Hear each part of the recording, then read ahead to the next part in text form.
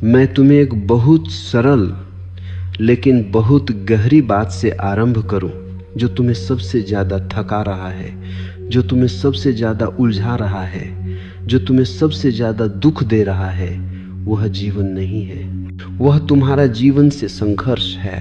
ध्यान से सुनना। जीवन कभी किसी से लड़ता नहीं। नदी पहाड़ से नहीं लड़ती, वह बस बहती है। फूल कांटों से झगड़ता नहीं, वह बस खेलता है। आकाश बादलों से शत्रुता नहीं रखता, वह उन्हें आने भी देता है, जाने भी देता है। लेकिन मन एकमात्र चीज है जो अपने ही विरुद्ध खड़ा हो जाता है। तुम सुबह उठते हो और कहते हो, मुझे ऐसा नहीं होना चाहिए, मुझे वैसा बनना चाहिए, मैं ठीक नहीं हूँ, मुझे खुद को सुधारना है। यहीं से युद्ध शुरू हो जाता है। मैं तुमसे पूछता हूँ, अगर तुम गलत हो तो सुधारने वाला कौन है? और अगर सुधारने वाला सही है तो वह गलत क्यों पैदा हुआ? यह द्वंद्व तुम्हें दिखाई नहीं देता, लेकिन यही तुम्हारी बेचैनी की जड़ है। तुम अपने भीतर दो हिस्से बना लेते हो, एक जो है और एक जो होना चाहिए, और फिर जीवन एक अखाड़ा बन जाता है। मैंने हजारों लोगों को देखा है, ध्यान करते हुए भी, तनाव में प्रार्थना करते हुए भी बेचैन, साधना करते हुए भी स्वयं से नाराज। क्यों? क्योंकि वे साधना को भी संघर्ष बना लेते हैं। मन कहता है अहंकार छोड़ो, और उसी अहंकार से तुम उसे छोड़ने लगते हो। मन कहता है क्रोध मत करो, और क्रोध से ही क्रोध को दबाने लगते हो। ये ऐसा ही है जैसे कोई आदमी अपनी ही छाया से भागे। जितना तेज भागेगा, छाया उतनी ही तेज दौड़ेगी। मैं तुम्हें एक कथा सुनाता हूँ। एक व्यक्ति मेरे पास आया। उसने कहा, मैं बहुत परेशान हूँ, मन शांत नहीं होता। मैंने कहा, मन को शांत करने की कोशिश मत करो। वह चौंक गया। उसने कहा, आप क्या कह रहे हैं? सब तो मन को शांत करने को कहते हैं। मैंने कहा, देखो, मन को शांत करने की कोशिश ही अशांति है। मन स्वभाव से तरंग है, जैसे समुद्र में लहरें उठती हैं। अगर तुम समुद्र से कहो लहर मत उठाओ तो क्या होगा? समुद्र हंसेगा। लेकिन तुम अपने मन से यही अपेक्षा रखते हो। तुम कहते हो डर नहीं होना चाहिए, दुख नहीं होना चाहिए, कमजोरी नहीं होनी चाहिए, और जैसे ही तुम यह कहते हो, तुम स्वयं के विरुद्ध खड़े हो जाते हो। मैं तुम्हें एक और बात समझाऊं, जीवन स्वयं संतुलन जानता है। तुम्हें सिखाना नहीं पड़ता कि दिल कैसे धड़के, तुम्हें सिखाना नहीं पड़ता कि घाव कैसे भरे, तुम्हें सिखाना नहीं पड़ता कि नींद कैसे आए। लेकिन मन वहां हस्तक्षेप करता है जहां हस्तक्षेप की कोई जरूरत नहीं।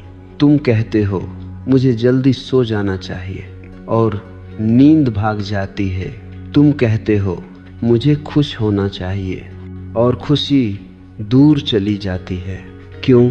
क्योंकि खुशी प्रयास से नहीं आती, वह परिणाम है सहजता का, स्वीकार का, बहाव का।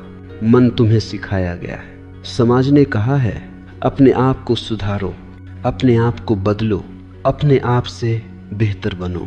लेकिन किसी ने यह नहीं कहा पहले अपने आप को समझो, पहले अपने आप से मित्रता करो, और बिना मित्रता के कोई परिवर्तन कभी सुंदर नहीं होता। मैं यह नहीं कह रहा कि जीवन में कोई परिवर्तन नहीं होना चाहिए। नहीं, परिवर्तन तो होगा, लेकिन वह स्वाभाविक होगा, हिंसक नहीं।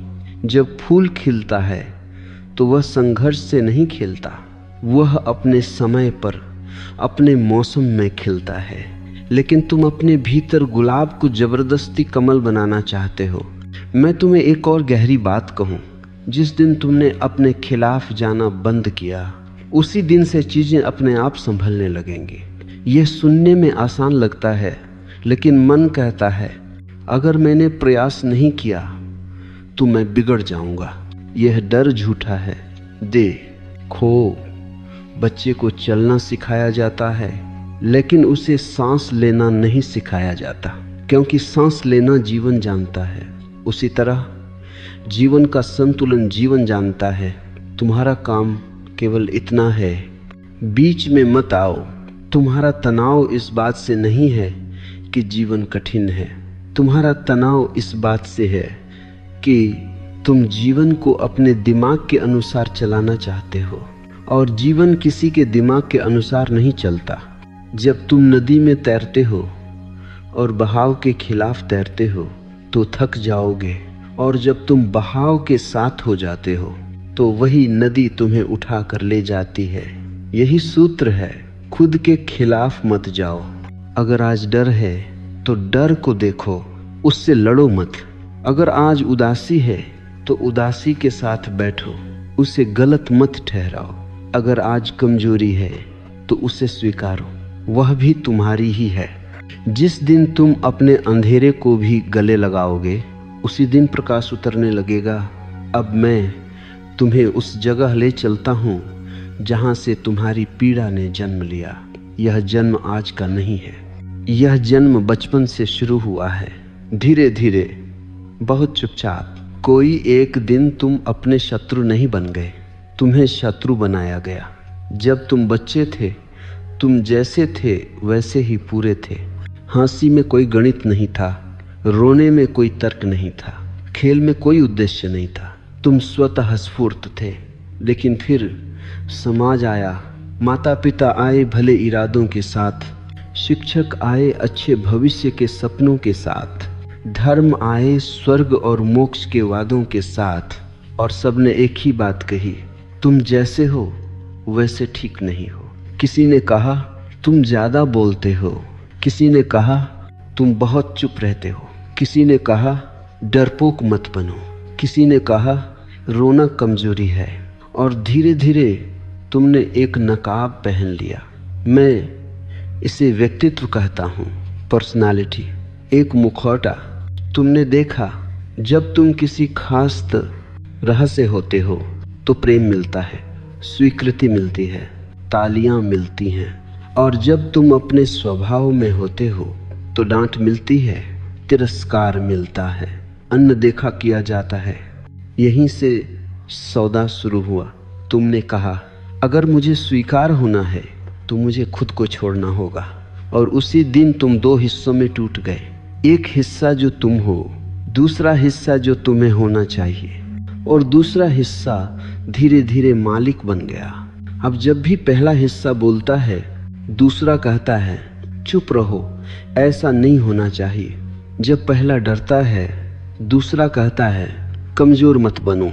जब पहला रोता है दूसरा कहता है मर्द रोते नहीं, या आध्यात्मिक लोग दुखी नहीं होते।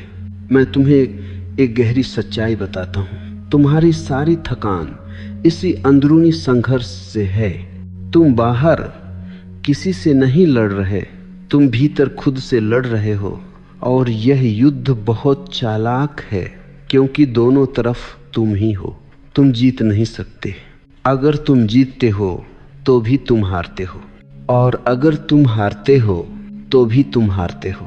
इसलिए मन हमेशा हारा हुआ है। मैंने देखा है लोग कहते हैं मैं खुद से नाराज हूँ। मैं पूछता हूँ कौन नाराज है और किससे? वे चुप हो जाते हैं। ये नाराजगी एक बीमारी है, और इस बीमारी को समाज ने अनुशासन कहा है। मैं अनुशासन के खिलाफ नहीं हूँ, मैं हिंसक अनुशासन के खिलाफ हूँ। वह अनुशासन जो तुम्हें तोड़ता है वह साधना नहीं, आत्महत्या है। तुम कहते हो मुझे ऐसा नहीं सोचना चाहिए, और सोच और तेज हो जाती है, क्योंकि जो भी तुम दबाते हो वह अंधेरे में और ताकतवर हो जाता है। मैं तुम्हें एक उदाहरण देता हूँ। किसी कमरे में एक सांप है, तुम आंख बंद कर लो और कहो सांप नहीं है। क्या सांप चला जाएगा? नहीं, वह और खतरनाक हो जाएगा। लेकिन अगर तुम आंख खोलो, देखो, समझो, तो वह ही देखना मुक्ति बन जाता है। तुम अपने भीतर के डर, क्रोध, वासना, ईर्ष्या से आंख बंद किए बैठे हो और ऊपर से संत बनने की कोशिश कर रहे हो। यह सबसे बड़ा पाखंड है। मैं तुमसे कहता हूँ, पहले सचेत बनो, सुधरने की जल्दी मत करो। जिस दिन तुमने अपने भीतर के अंधेरे को देखा, उसी दिन से परिवर्तन शुरू हो गया। और याद रखना, परिवर्तन प्रयास से नहीं, बोध से आता है। सूरज अंधेरे को हटाने की कोशिश नहीं करता, वह बस होता है और अंधेरा अपने आप चला जाता है। तुम्हें भी बस इतना करना है, होना। लेकिन मन कहता है, अगर मैं कुछ न करूं तो मैं बिगड़ जाऊंगा। यह मन का सबसे बड़ा झूठ है। तुम बिगड़े नहीं हो, तुम उलझाए गए हो। तुम्हारी प्रकृति ठीक है, तुम्हारी ऊर्जा ठीक है, बस उस पर गलत धारणाओं की परतें जम गई हैं और अब तुम उन्हीं परतों को खुद ही हटाने की कोशिश कर रहे हो हथौड़े से। मैं तुम्हें यह नहीं कह रहा कि तुम गलतियों को सही न करो। मैं कह रहा हूँ, पहले ये देखो कि गलती करने वाला भी तुम ही हो। उससे प्रेम करो। जिस दिन तुमने अपने भीतर के बच्चे से हाथ मिलाया, उसी दिन शत्रुता खत्म होनी शुरू हो जाएगी। अब एक बहुत सूक्ष्म बात समझो। ये बात तुम्हारी पूरी दिशा बदल सकती है। तुम जिसे कोशिश कहते हो, वही तुम्हारी सबसे बड़ी बाधा बन गई है। मन ने तुम्हें सिखाया है, कोशिश करो, मेहनत करो, लड़ो, जीतो। लेकिन मन यह नहीं जानता कि कुछ चीज़ें प्रयास से नहीं होती। प्रेम को तुम मजबूर नहीं कर सकते, नींद को तुम खींच नहीं सकते, शांति को तुम पकड़ नहीं सकते, और फिर भी तुम कोशिश करते रहते हो। मैंने देखा है, लोग कहते हैं मैं बहुत कोशिश कर रहा हूँ, फिर भी मन शांत नहीं होता। मैं उनसे कहता हूँ, शायद शांत न होने का कारण तुम्हारी कोशिश ही है। यह सुनकर मन नाराज हो जाता है, क्योंकि मन की पूरी पहचान कोशिश से जुड़ी है। मन कहता है, अगर मैं कोशिश नहीं करूँगा तो मैं क्या हूँ। यही तो बात है। जब तुम कोशिश छोड़ते हो, तभी तुम पहली बार होते हो। संघर्ष हमेशा द्वैत से पैदा होता है। एक लक्ष्य, एक आदर्श एक होना चाहिए, और जहाँ होना चाहिए आया, वहीं जो है का अपमान शुरू हो गया। तुम कहते हो मुझे शांत होना चाहिए। इसका अर्थ हुआ जो मैं अभी हूँ वह गलत है। यह बहुत सूक्ष्म हिंसा है, और यह हिंसा भीतर भीतर जहर बन जाती है। मैं तुम्हें एक दृश्य दिखाता हूँ। तुम पानी को मुट्ठी में पकड़ने की कोशिश करते हो, जितना जोर लगाते हो पानी उतना ही फिसल जाता है। लेकिन जब तुम हथेली खोल देते हो तो वही पानी ठहर जाता है। शांति भी ऐसी ही है, खुशी भी, सत्य भी। संघर्ष का मतलब है तुम जीवन पर भरोसा नहीं कर रहे। तुम कह रहे हो, अगर मैं नियंत्रण में नहीं रहा तो सब बिगड़ जाएगा। यह अहंकार की सबसे गहरी परत है। अहंकार हमेशा नियंत्रण चाहता है, क्योंकि नियंत्रण में उसे सुरक्षा मिलती है। लेकिन जीवन नियंत्रण से नहीं चलता, जीवन भरोसे से चलता है। मैंने एक बार एक व्यक्ति से कहा, आज कुछ मत करो। वह घबरा गया। उसने कहा, कुछ न करने से तो मैं खो जाऊंगा। मैंने कहा, तुम अभी भी खोए हुए हो, क्योंकि तुम बहुत कुछ कर रहे हो। तुम्हारी सारी साधनाएं, तुम्हारी सारी तकनीकें, अगर वे तुम्हें सहज नहीं बना रही तो वे साधनाएं नहीं, वे नए संघर्ष हैं। संघर्ष का एक और रूप है तुलना।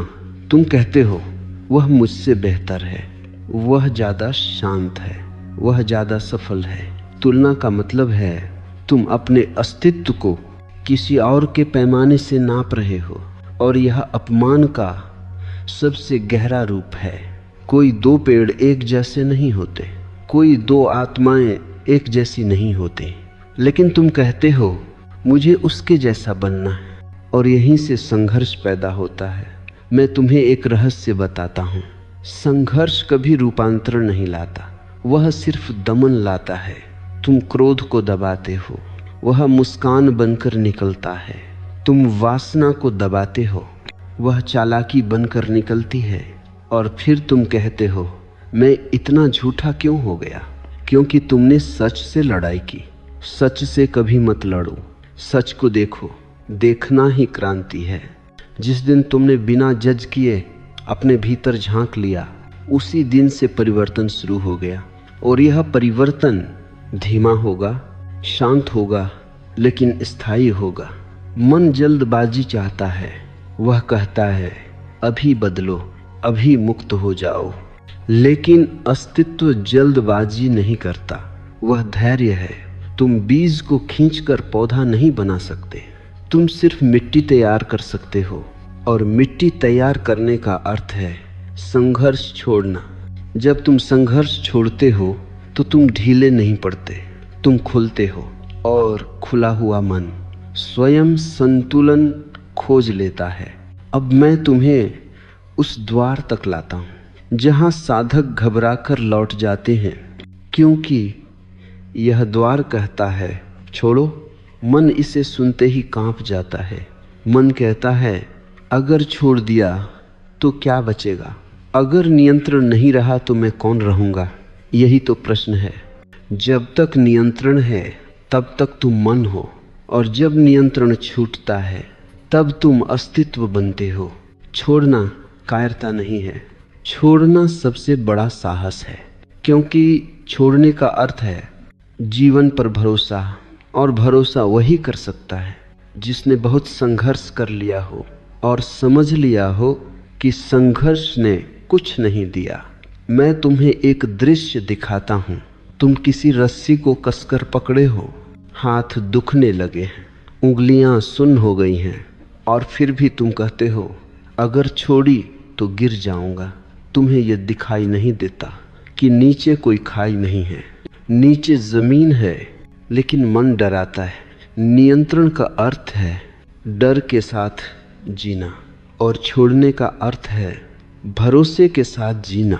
मन ने तुम्हें सिखाया है सब कुछ संभाल कर रखो, सब कुछ योजना में रखो, हर चीज पर पकड़ रखो, लेकिन जीवन योजना से नहीं चलता।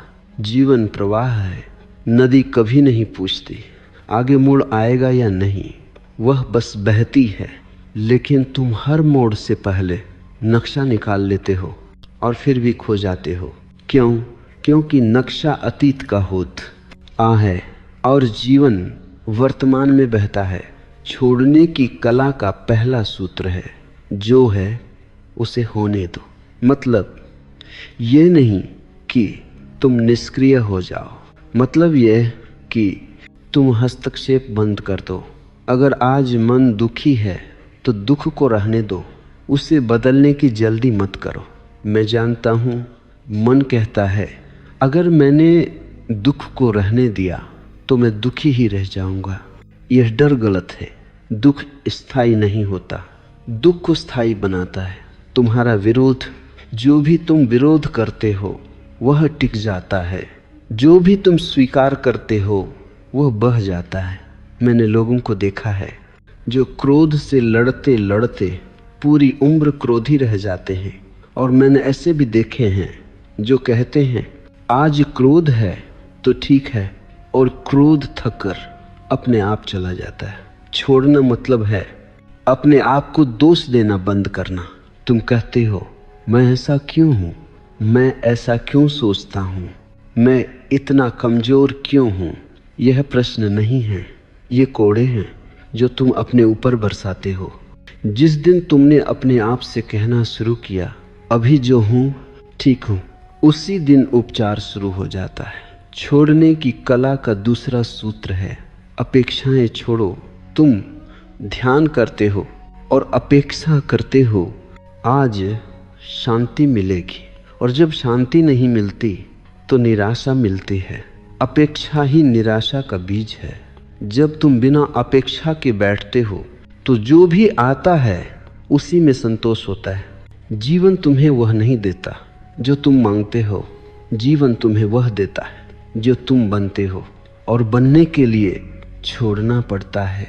मैं तुम्हें एक और गहरी बात कहूँ, नियंत्रण छोड़ना मतलब जिम्मेदारी छोड़ना नहीं है। ये बहुत बड़ा भ्रम है। नियंत्रण अहंकार की जरूरत है, जिम्मेदारी चेतना की। जब तुम नियंत्रण में होते हो तुम कठोर होते हो, जब तुम जिम्मेदार होते हो तुम सजग होते हो। सजग व्यक्ति वह में भी सचेत रहता है, लेकिन नियंत्रक व्यक्ति कठोर होकर भी अंधा रहता है। छोड़ने की कला का तीसरा सूत्र है विश्वास। विश्वास किसी देवता में नहीं, किसी ग्रंथ में नहीं, किसी गुरु में नहीं, विश्वास जीवन में। यह भरोसा कि जिसने अब तक तुम्हें जिंदा रखा वह आगे भी रखेगा। यह भरोसा कि अगर आज अंधेरा है तो सुबह भी आएगी। और इस भरोसे में एक अद्भुत विश्राम है। तुम पहली बार अपने भीतर घर लौटते हो। अब मैं तुम्हें एक ऐसी सच्चाई से परिचित कराता हूँ जिसे जान लेने के बाद तुम्हारा भीतर पहली बार गहरा विश्राम अनुभव करेगा। जीवन को संभलने के लिए तुम्हारी ज़रूरत नहीं है। तुम्हारी ज़रूरत सिर्फ तब पड़ती है जब तुम उससे बिगाड़ते हो। यह बात सुनकर मन चौंकता है, क्योंकि मन को यह मानना कठिन है कि वह अनावश्यक है। मन कहता है अगर मैं न करूं तो क्या होगा, अगर मैं न सोचूं तो क्या सब बिखर नहीं जाएगा। मन का पूरा अस्तित्व इसी भ्रम पर टिका है कि वही जीवन का प्रबंधक है। लेकिन जरा पीछे देखो, जब तुम माँ के गर्भ में थे तब कौन प्रबंध कर रहा था? तुम्हारी सांस कौन चला रहा था? तुम्हारा हृदय कौन धड़क रहा था? तुम्हें तो पता भी नहीं था कि हृदय क्या होता है। और फिर भी सब ठीक था, पूरी व्यवस्था थी, पूर्ण संतुलन था। फिर अचानक तुम पैदा हुए और मन ने कहा अब मैं संभालूंगा। यहीं से असंतुलन शुरू हुआ। जीवन स्वयं बुद्धिमान है, वह कोई अराजक शक्ति नहीं है। वह चेतना से भरा हुआ है। पेड़ जानते हैं कब पत्ते गिराने हैं, बीज जानते हैं कब अंकुरित होना है, पक्षी जानते हैं कब उड़ना है। लेकिन आदमी भूल गया है कि वह भी प्रकृति का ही हिस्सा है।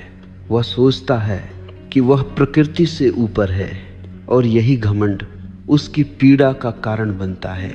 मैं तुम्हें एक उदाहरण देता हूँ। अगर तुम किसी घाव को हर पल कुरेदते रहो तो वह भरेगा नहीं, लेकिन अगर तुम उसे साफ रखकर छोड़ दो तो शरीर जानता है कि क्या करना है। शरीर में एक गहरी बुद्धि है। उसी तरह जीवन में भी तुम्हारा काम है घाव को कुरेदना बंद करना। मन हर समय अतीत को खींचता है और भविष्य को धक्का देता है, और वर्तमान इन दोनों के बीच दम तोड़ देता है। लेकिन संतुलन हमेशा वर्तमान में होता है। जब तुम इस क्षण में होते हो तो तुम जीवन के साथ होते हो, और जब तुम मन में होते हो तो तुम जीवन के खिलाफ होते हो। जीवन स्वयं संतुलन खोज लेता है, क्योंकि उसमें कोई होना चाहिए नहीं है। वह जैसा है वैसा ही पूरा है। अधूरापन मन का आविष्कार है। मन कहता है जब यह मिल जाएगा तब सब ठीक होगा, जब वह बदल जाएगा तब शांति आएगी। लेकिन शांति कभी भविष्य में नहीं होती, वह हमेशा अभी होती है। मैंने लोगों को देखा है जो कहते हैं सब कुछ ठीक हो जाए फिर मैं शांत हो जाऊंगा। वे जीवन भर अशांत रहते हैं, क्योंकि जीवन कभी सब कुछ ठीक नहीं करता। वह बस चलता है, और चलने में उतार चढ़ाव होते हैं। संतुलन का अर्थ समस्या का न होना नहीं है। संतुलन का अर्थ है समस्या के बीच भी केंद्र में टिके रहना। और यह केंद्र कोई प्रयास से नहीं मिलता। यह तब मिलता है जब तुम हस्तक्षेप बंद कर देते हो, जब तुम दुख में कहते हो ठीक है आज दुख है, तो दुख हल्का हो जाता है। जब तुम भय में कहते हो आज भय है, तो भय का विष कम होने लगता है। जीवन स्वयं तुम्हें सिखाता है, ढालता है, पकाता है, लेकिन तुम बीच में कूद पड़ते हो और कहते हो नहीं ऐसा नहीं होना चाहिए। और जीवन कहता है ठीक है तुम जानो, और फिर तुम थकते हो। याद रखना जीवन कभी गलती नहीं करता, गलती हमेशा हस्तक्षेप करता मन करता है। जब तुम अपने आप को जीवन के हवाले कर देते हो तो जीवन तुम्हें सही जगह, सही समय, सही अनुभव पर ले जाता है। यह कोई अंधा समर्पण नहीं है, यह जागरूक भरोसा है।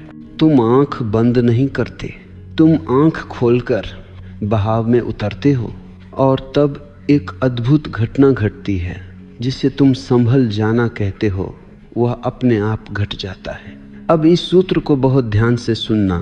ये सूत्र अगर उतर गया तो दुख के प्रति तुम्हारा पूरा दृष्टिकोण बदल जाएगा।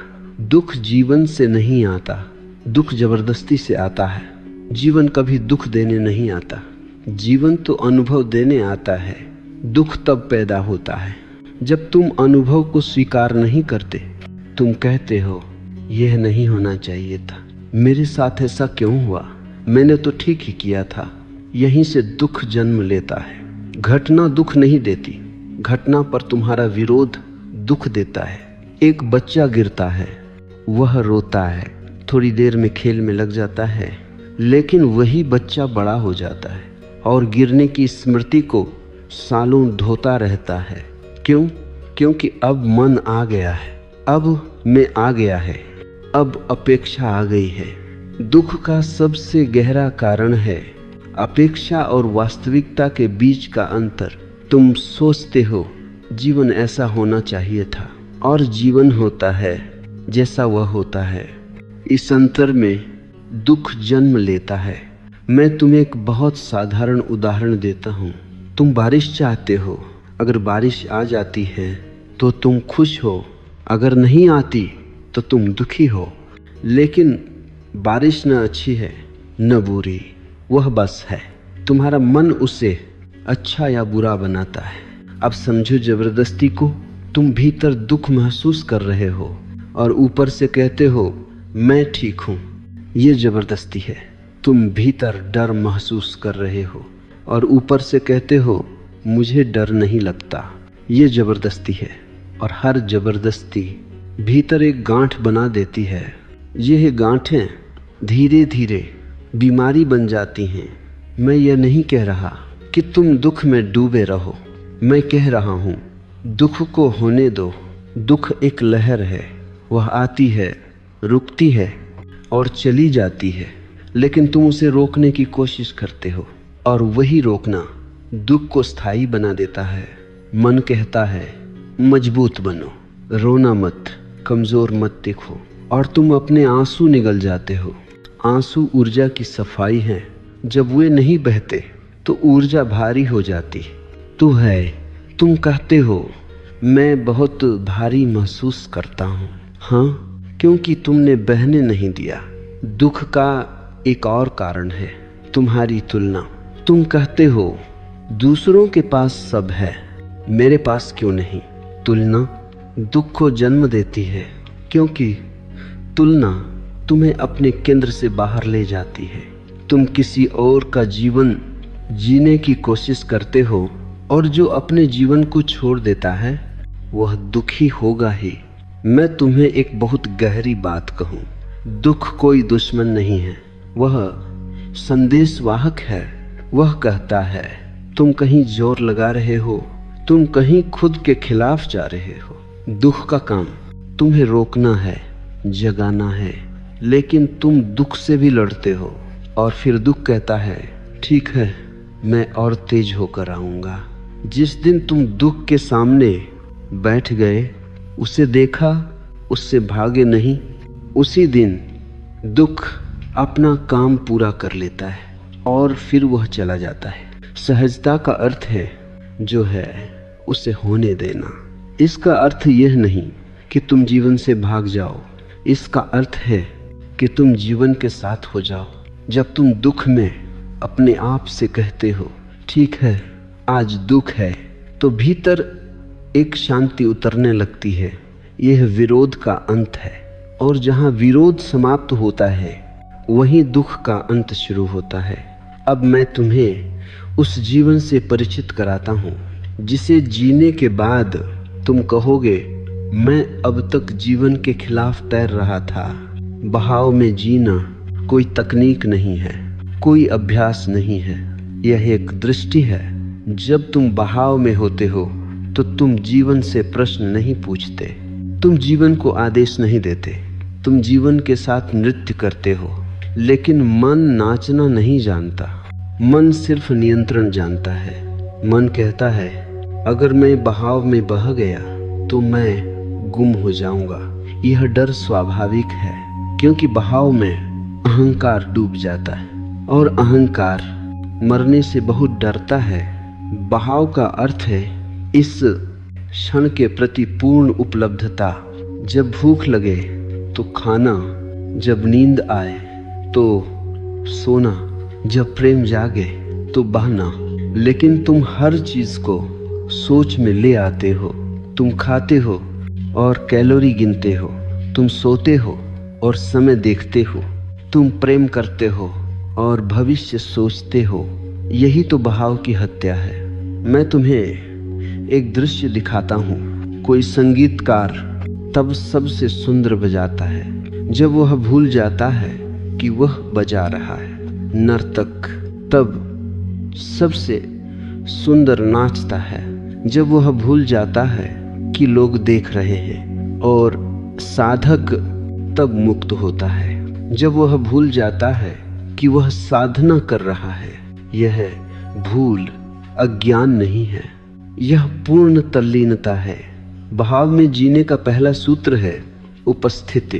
तुम जहां हो पूरे हो। अगर चल रहे हो तो सिर्फ चलो, अगर सुन रहे हो तो सिर्फ सुनो। मन कहेगा यह बहुत साधारण है। हाँ, सत्य हमेशा साधारण होता है। जटिलता मन की बीमारी है। बहाव में जीने का दूसरा सूत्र है अपरिग्रह। मतलब कुछ पकड़कर मत रखो, न अनुभव, न व्यक्ति, न स्थिति। जो आता है उसे आने दो, जो जाता है उसे जाने दो। तुम कहते हो मैं इसे खोना नहीं चाहता, और वही पकड़ दुख बन जाती है। जो तुम पकड़ते हो वह सड़ता है, जो बहता है वह ताजा रहता है। बहाव में जीने का तीसरा सूत्र है साहस। क्योंकि बहाव में कोई सुरक्षा गारंटी नहीं होती। लेकिन मैं तुम्हें बताता हूँ, नियंत्रण में भी कोई गारंटी नहीं होती। तुम सिर्फ भ्रम में होते हो कि सब तुम्हारे हाथ में है। बहाव में तुम कम से कम ईमानदार होते हो, और ईमानदारी आत्मा को हल्का कर देती है।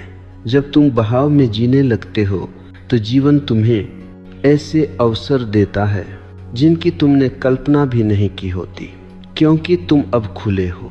बंद व्यक्ति सिर्फ वही पाता है जो वह ढूंढता है। खुला व्यक्ति वह भी पा लेता है जिसे वह जानता भी नहीं था। बहाव में जीने का चौथा सूत्र है कृतज्ञता, जो है उसके लिए धन्यवाद। धन्यवाद कोई औपचारिक शब्द नहीं है, यह एक अवस्था है। जब तुम धन्यवाद में जीते हो तो शिकायत अपने आप गिर जाती है, और शिकायत जीवन के खिलाफ घोषित युद्ध है। बहाव में जीने वाला व्यक्ति कम बोलता है लेकिन गहराई से जीता है। वह साबित नहीं करता, वह प्रभावित नहीं करता, वह बस होता है। और इस होने में एक सुगंध होती है। लोग बिना जाने उसकी ओर खींचने लगते हैं। अब मैं तुम्हें उस चौराहे पर लाता हूँ जहाँ हर मनुष्य खड़ा है, चाहे वह जानता हो या नहीं। एक दिशा है भय, दूसरी दिशा है विश्वास, और तुम्हारा पूरा जीवन इन्हीं दो के बीच झूलता रहता है। भय भविष्य से आता है, विश्वास वर्तमान में रहता है। भय कहता है अगर ऐसा हो गया तो, अगर वैसा नहीं हुआ तो, अगर मैं असफल हो गया तो। विश्वास कुछ नहीं कहता, विश्वास सांस लेता है। भय शोर है, विश्वास मौन है। मन भय से बना है, और इसलिए मन विश्वास को समझ नहीं सकता। मन कहता है पहले भरोसे का कारण दो, फिर मैं भरोसा करूंगा। लेकिन विश्वास का स्वभाव उल्टा है, पहले भरोसा आता है फिर कारण। मैं तुम्हें एक उदाहरण देता हूँ। तुम नदी में उतरते हो। अगर तुम किनारे पर खड़े होकर सोचते रहो क्या यह पानी मुझे संभाल लेगा, तो तुम कभी तैरोगे नहीं। लेकिन जिस क्षण तुम उतर जाते हो उसी क्षण पानी तुम्हें उठाने लगता है। विश्वास ऐसा ही है। भय नियंत्रण चाहता है, विश्वास समर्पण चाहता है। भय कहता है मुझे सब पता होना चाहिए, विश्वास कहता है मुझे इतना काफी है कि मैं अभी जीवित हूँ। भय तुम्हें कठोर बनाता है, विश्वास तुम्हें कोमल बनाता है। और कोमलता कमजोरी नहीं है, कोमलता ही जीवन को छूने की क्षमता है। मैंने देखा है लोग कहते हैं मैं बहुत डरता हूँ। मैं उनसे कहता हूँ डर से मत लड़ो। डर से लड़ना डर को ताकत देता है। डर को देखो, उसके साथ बैठो। डर कोई शत्रु नहीं है। डर एक संकेत है कि तुम भविष्य में जी रहे हो। जिस क्षण तुम इस क्षण में लौट आते हो, डर अपनी जड़ खो देता है। भय का सबसे बड़ा रूप है अविश्वास। तुम जीवन पर भरोसा नहीं करते, तुम अपने आप पर भरोसा नहीं करते। और जो अपने आप पर भरोसा नहीं करता वह किसी पर भी भरोसा नहीं कर सकता। विश्वास का अर्थ ये नहीं कि सब अच्छा ही होगा। विश्वास का अर्थ है जो भी होगा उससे निपटने की क्षमता मेरे भीतर है। ये बहुत बड़ा अंतर है। भय कहता है मैं टूट जाऊंगा, विश्वास कहता है मैं सीख जाऊंगा। भय तुम्हें बचाने की कोशिश करता है, विश्वास तुम्हें बढ़ने देता है। मैं तुम्हें एक और गहरी बात कहूँ, विश्वास सीखा नहीं जाता, विश्वास याद किया जाता है। तुम बचपन में विश्वास में थे, तुम गिरते थे फिर उठ जाते थे। किसी ने तुम्हें हिम्मत सिखाई नहीं थी, हिम्मत तुम्हारी प्रकृति थी।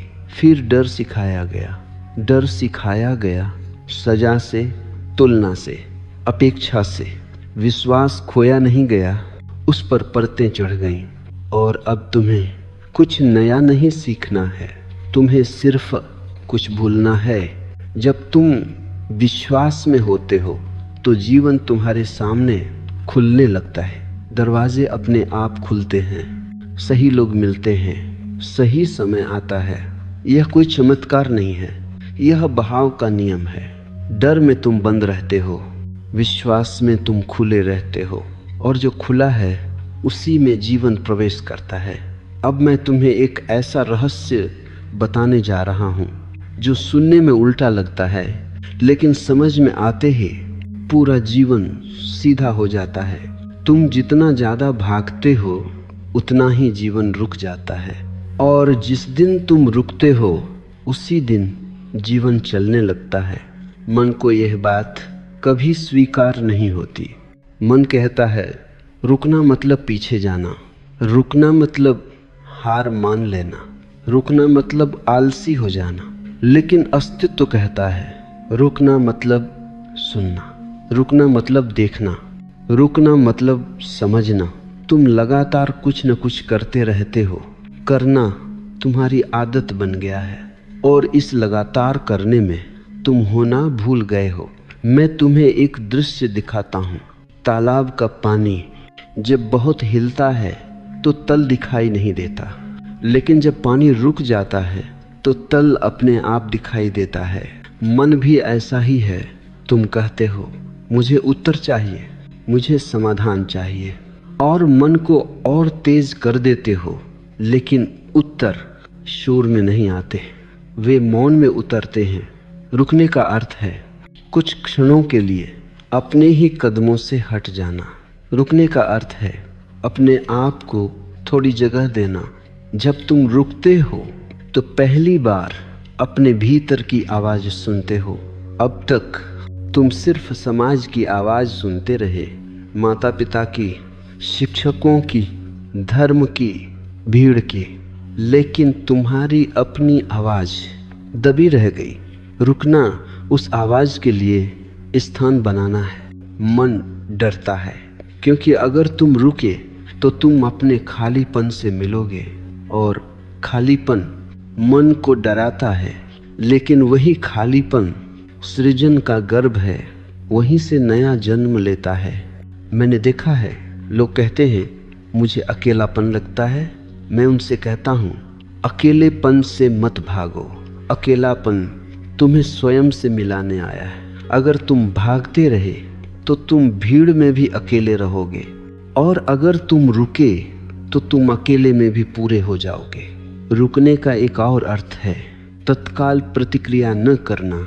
कोई कुछ कहता है और तुम तुरंत जवाब देते हो, कोई कुछ करता है और तुम तुरंत प्रतिक्रिया देते हो। यही प्रतिक्रियाएं तुम्हें गुलाम बनाए रखते हैं। जब तुम रुकते हो तो प्रतिक्रिया और उत्तर के बीच एक छोटा सा अंतर बनता है, और उसी अंतर में तुम्हारी स्वतंत्रता छुपी है। उस अंतर में तुम चुन सकते हो। अब तुम मजबूर नहीं हो। रुकना सिखाता है कि सब कुछ अभी करना जरूरी नहीं। कभी कभी सबसे सही काम होता है कुछ न करना, और इस कुछ न करने में जीवन अपना काम कर लेता है। जब तुम रुकते हो तो तुम देख पाते हो कि कौन सा रास्ता वास्तव में तुम्हारा है। भागते हुए सब रास्ते एक जैसे लगते हैं, रुक कर देखने पर सत्य साफ हो जाता है। अब हम उस बिंदु पर आ गए जहां शब्द लगभग आवश्यक हो जाते, लेकिन मैं फिर भी बोल रहा हूं ताकि तुम्हें उस मौन तक पहुंचा सकूं जहां से बोलना अपने आप गिर जाता है। इस अंतिम द्वार का नाम है समर्पण। समर्पण को लोग गलत समझते हैं।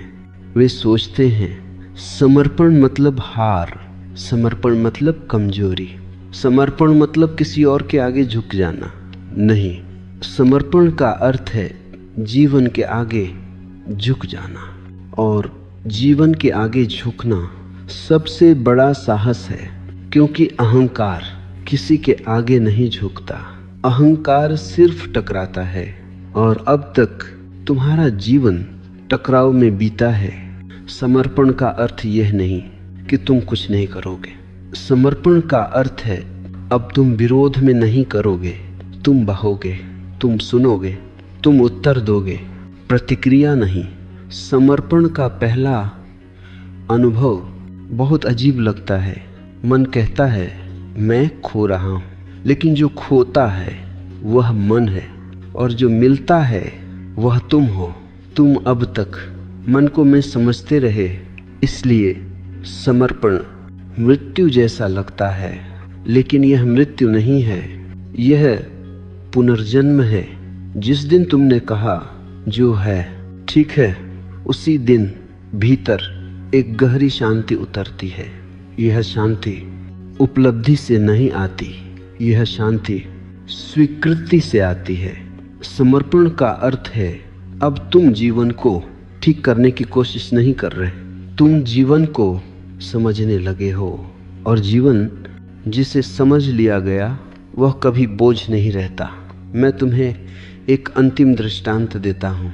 एक यात्री बहुत भारी बोझ उठाए चल रहा था। एक दिन वह थक गया और बोझ रखकर पेड़ के नीचे बैठ गया। पहली बार उसने आकाश देखा, पहली बार उसने हवा महसूस की, पहली बार उसने सांस ली। बोझ कहाँ था? उसी के कंधे पर, लेकिन अब वह उठा नहीं रहा था। जीवन भी ऐसा ही है, जीवन बदलता नहीं, तुम्हारा उठाना बदलता है। समर्पण का अर्थ है अब तुम बोझ नहीं उठा रहे, तुम उसे जमीन पर रखने की कला सीख गए हो। और तब एक अद्भुत बात घटती है जी, न बातों को तुम सालों से सुलझाने की कोशिश कर रहे थे, वे अपने आप सुलझने लगती हैं। रिश्ते नरम हो जाते हैं, निर्णय स्पष्ट होने लगते हैं, डर अपनी धार खो देता है, क्योंकि अब तुम लड़ नहीं रहे। याद रखना, जीवन तुम्हारा शत्रु नहीं है, जीवन तुम्हारा घर है, और घर में युद्ध नहीं किए जाते, घर में विश्राम किया जाता है। तुम पूछोगे तो अब मैं क्या करूं? मैं कहता हूं अब कुछ मत करो, बस इतना याद रखो, जब मन कहे लड़ो तो रुको, जब मन कहे नियंत्रण करो तो सांस लो, जब मन कहे मैं ठीक नहीं हूँ तो मुस्कुराओ, और धीरे धीरे तुम देखोगे सब कुछ अपने आप अपनी जगह आने लगा है। बिना जोर लगाए, बिना घबराए, बिना टूटे। यही जीवन का सत्य है, यही विश्राम है, यही मुक्ति है। सब कुछ अपने आप संभल जाएगा। बस खुद के खिलाफ मत जाओ, यही मैं रुकता हूं, क्योंकि अब आगे तुम्हें स्वयं चलना है। लेकिन पहली बार बिना संघर्ष के